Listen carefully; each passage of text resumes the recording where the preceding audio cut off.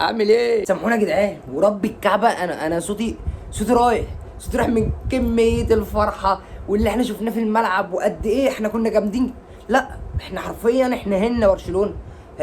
مش اهانه في النتيجه، بس لا هنا في الملعب برشلونه ما جاتش. يعني سيبك من كرة كوندي والاستلامه الغريبه اللي اصلا المفروض انت ما تستلمهاش. ما علينا من كوندي، لا بس انت لعبت ماتش جيم. مفيش بعد كده على برشلونه. ايه الجمال ده؟ ونفك العقده بقى بتاعت السنه اللي فاتت والحاجات اللي احنا شفناها دي. حسبي الله ونعم الوكيل فيك حسبي الله ونعم الوكيل فيك. شروط الخرا ده. ما الدنيا سهله اهي، الدنيا سهله وجميله اهي. فين برشلونه؟ مفيش برشلونه. مفيش برشلونه. هنجيبها منين؟ تقريبا هي لسه في كاتالونيا ما جاتش. فطالما وصل لك الفيديو انزل اعمل لايك واعمل اشتراك في القناه، فعل زر الجرس، وما تنساش تعمل لي فولو على الانستا. هسيب لك لينك الانستجرام في اول كومنت، وما تنساش تصلي على النبي. ويلا بينا ليتس جو. دلوقتي طبعا انا التشكيله يمكن ما كنتش فاهم، يعني كنت مقلق من التشكيله. هو بدأ ب كورتوا طبعا، ديني هويسن وميليتاو، كاريراس وفالفيردي. هو لعب 4-4-2 تمام. ألدا جولير وجود بيلينجهام وكامافينجا وتشاوميني وفينيسيوس جونيور وكيليان امبابي. اول حاجه انا شفت الخطه قلت يبقى هو كده بيلعب 4-4-2، امبابي وفينيسيوس مهاجمين تمام والدنيا جميله. بس على ارض الملعب ما كانش كده. كامافينجا هو اللي كان بيروح ناحيه اليمين على طول والله. وكامافينجا يمكن انا بالنسبه لي قدم مباراه كويسه جدا، كويسه. كل اللعيبه النهارده عملت ماتش حلو قوي. المهم انا مش ولا مين يامال لعب، ما اعرفش ولا مين يامال لعب. استنى كده،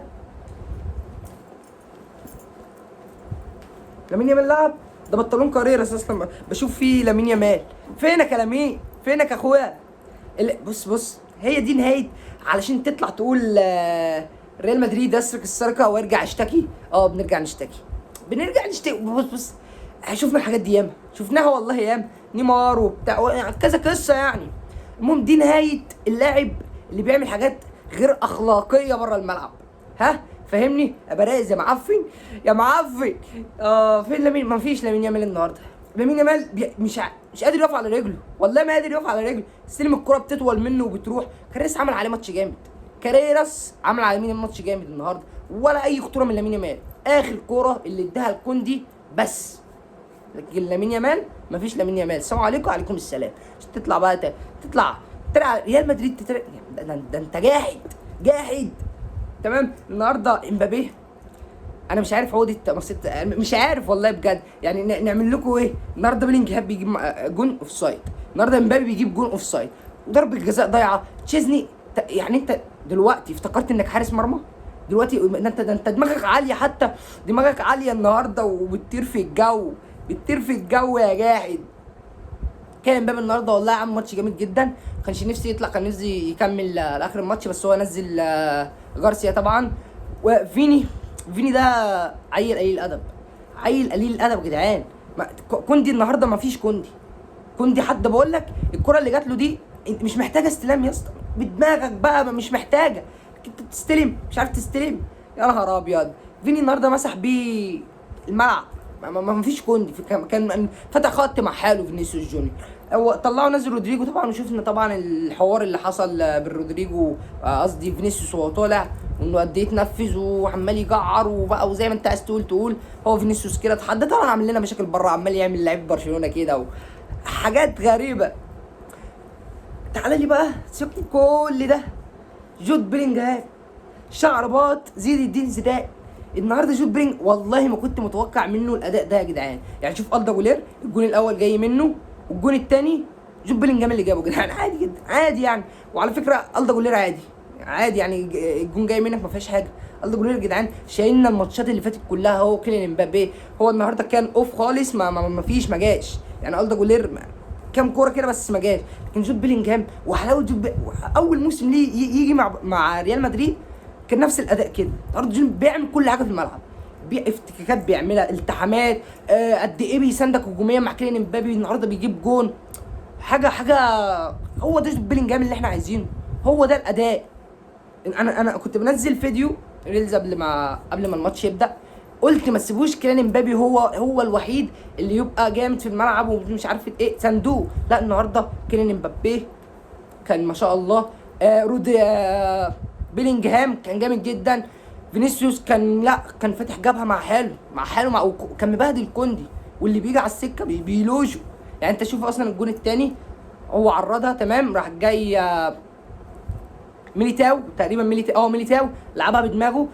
والناس اللي بتتكلم على الكوع بتاع دي هويسن وكوبارسي، انا شايفها عاديه جدا، عاديه. هو حط ايده هنا فهي عاديه تمام. لعبها طبعا لجوب بلينجهام، وجون بام يسجل الهدف الثاني لريال مدريد. وانا والله هقف هنا عند حاجه. انا زي ما انا فرحان ان احنا كسبنا الماتش طبعا ومستحق 100%، واي حد يجي يقول لك كده اديله على عينه. زي ما انا زعلان جدا ان احنا كنا نقدر نطلع الماتش ده 5-6 مستريح. 5-6 كميه الفرص اللي ضاعت ضربه الجزاء والاوف سايد ومش عارفه ايه، والله نطلع 6 ليه يا جدعان؟ يعني هم السنه اللي فاتت لما احنا كنا في عز ضعفنا ومش مستوانا كانوا داسوا على وشنا واستغلوا الفرصه. اللي احنا النهارده بندوس على وش لعيبه هانز فليك ليه؟ انا زعلان بجد والله اللي احنا كان عندنا فرصه زي ديت وما قدرناش نستغلها. ان انت النهارده كنت تقدر تدوس على برشلونه ديت وتمسح كرامتها الارض، بس احنا ما عملناش كده. بس برضو الحاجات دي مش عدل على فرحتي يا باشا، ودي ولا يهمك. انت النهارده فرق بينك وبين برشلونه 5 نقط، وده صعب يتعوض، لان ريال مدريد فايق وهو اجهز من برشلونه. وقلت الكلام ده ان ريال مدريد هو حاليا اجهز من برشلونه دفاعيا وهجوميا. وحتى النهارده نص الملعب انا ولا شفت ديونج، حتى فيرمين لويز رغم الجون اللي جابه بس ما كانش. لا احنا نص الملعب النهارده كنا سارقينه من برشلونه اساسا، والخطوره كلها كانت اصلا جايه من جبهه فيني. رودريجو نزل ما حسيتش باختلاف، كنت اتمنى فينيسيوس يكمل. هو الراجل حتى وهو طلع استغرب يعني فاهم، وتجعيد بقى وبتاع. مش هتشوفوا الماتش الجاي بسبب الحاجات اللي عملها دي، مش هيبدا بيها اساس الماتش الجاي. فاحنا كنا نقدر ندوس، ما دوسناش بنزين ليه يا جدعان؟ كنا دعكناهم. ده السنه اللي فاتت ما حلوناش يا جدعان 4 و5 و3 يعني ليه؟ فبرضو فرحان عادي جدا. ديويس النهارده اخد انذار مش عارف يعني برضو ما كنتش شايفه قد كده في الملعب. ديويس مع اني شال كورتين كده برضو حلوين. ميليتاو عامل ماتش جامد جدا تمام. فالفيردي الانذار عادي متفهمه تمام، لكن كان قافل على راشفورد بنسبه كبيره قوي. يعني حتى ما فيش خطوره جت من على راشفورد، هو اصلا ما فيش خطوره جت من لعيبه برشلونه نهائي تمام. اللي هو ما فيش، برشلونه ما جاتش. ويمكن ده بيرجعنا لنقطه عدم وجود هانز فليك على خط بره، لان ده كان هيدي دافع كبير للعيبه. انت النهارده لما بتشوف المساعد بتاعه واقف ولا اي حاجه، واقف عادي فاهم، اللي هو بيخش في الجهاز عادي، يخش في الجهاز الثاني عادي جدا، ما فيش حاجه. فالنهارده برشلونه كان ينقصها ان هانز فليك بس يبقى واقف على الخط. دي لوحدها كبيره جدا، لان انت زي ما انت عارف شخصيه هانز فليك يعني شخصيه جباره يا جدعان.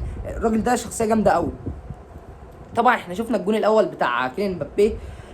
الجون ده هو دخل في برشلونه السنه دي 5000 مره، يعني هو دخل 5000 مره والله بكلمك جد.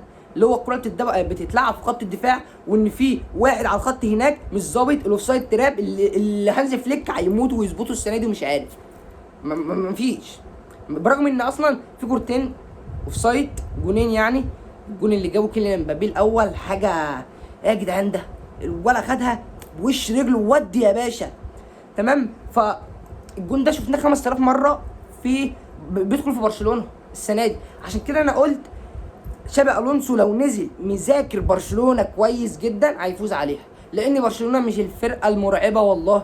يعني ما تفكرش انها جايه من ماتش اولمبياكوس كسبانه 6-1 تمام. ده ما تفكرش انها مكتساح، لا انا عايزك تتفرج على اولمبياكوس تمام لحد قبل الطرد، ان هو اصلا الطرد غير مستحق. تتفرج، لا ده اولمبياكوس كان ضغط على برشلونه، اولمبياكوس كانت خطيره وكان ليها كور خطيره وكانت بتلعب على لعيبه برشلونه. احنا شفنا مدرب اشبيليه ومدرب جيرونا، لا عملوا ماتشات كبيره قوي على برشلونه يا جدعان، عملوا ماتشات جامده قوي. لان برشلونه موضوع الدفاع المتقدم ده عامل لها ازمه كبيره قوي في الدفاع. ومشكله هانز فليك بيه كابر وقال لك انا مصمم على الطريقه بتاعتي دي ومكمل بيها اللي هو حاجه زي اموريم كده، يعني برضه انا هخسر هكسب، انا هلعب باسلوب لعبي ده، واللي عاجبك مش عاجبك اخبط راسك في الحيطه عادي جدا يعني، فاهم؟ فلا برشلونه لازم ترجع نفسها من الموضوع ده، هانز فليك بالتحديد يرجع نفسه، لانه الامكانيات اللعيبه اللي معاه مش مساعداه، وانت خرجت دييجو ماردينيز اللي احنا قلنا 300 مره ان هو اللي بيظبط الحكايه دي، انت خلاص الراجل ده خرج، فالمنظومه كلها بقت بايظه. يعني انت النهارده اروخو مثلا، اروخو لو حطيته في المنظومه ديت هيوديك في 60 داهيه. اخو النهارده كان بيلعب مهاجم وجي يعدي مع مش حتته، هو جاي يعدي من لاعب طارت من مش حتته يا جدعان، بيلعب مهاجم الراجل. لان برضو عايزين نتكلم ان رافينيا برضو غياب مؤثر جدا لبرشلونه. ليفاندوسكي ما كانش بيبدا بديل، فران توريس كان بيبدا عليه، اللي ما جاش النهارده فران توريس انا ما اعرفش هو فين. ماشي رجع بالاصابه وبتاع، بس مش للدرجه دي، مش للدرجه دي يعني، ده انت ما فيش النهارده حاجه خالص، تمام؟ فرافينيا لا كان هيفرق جدا مع برشلونه. ليفاندوسكي حل بديل، بس راجل خبرات برضو كان هينزل يظبط الدنيا. كل ده كان جايب على برشلونه، بس ده ما يمنعش انك تنزل تاكل على عينك. انت النتيجه هي 2-1 مبيناك اللي فاهم، لا بس انت لو شفت الماتش ده يخلص 6 مستريح، زي ماتش جيرونا ده، ماتش جيرونا ده يخلص 8، قصدي ماتش اشبيليه يخلص 8 مش 4. بس النهارده الحظ ما كانش بيساعدنا، كيليان مبابي بيضيع ضربه جزاء، ده غير طبعا جونين اوفسايد، وكره من ديني هويسن كانت سهله، واللي شالهم تشيزني حاجات. لا تشيزني النهارده شال برده جونين. تعالى بقى نخش على تقييمات اللعيبه. النهارده التقييمات جميله، والبص غزاله رايقه على الاخر، تمام؟ كورتوا هو ما كانتش كوره خطيره عليه، بس 10 من 10. كفايه ان انا مستريح ان كورتوا لا عندي حارس كبير يا باشا، عادي هيشيل عادي، تمام؟ دي كفايه. ده يوسف النهارده ياخد 7 من 10. شفت له كام كوره كده شالهم في الدفاع، 7 من 10، كان هيجيب جون جامد قوي، تمام؟ تعال نروح لميليتاو، عامل ماتش جامد قوي، وعامل يعتبر اسيست، لا هو مش يعتبر، هو اسيست اصلا جون بلينجهام، لان دويسن اساسا ما لمسهاش. 9 من 10. تقييمات النهارده عاليه. تعال نروح فالفيردي.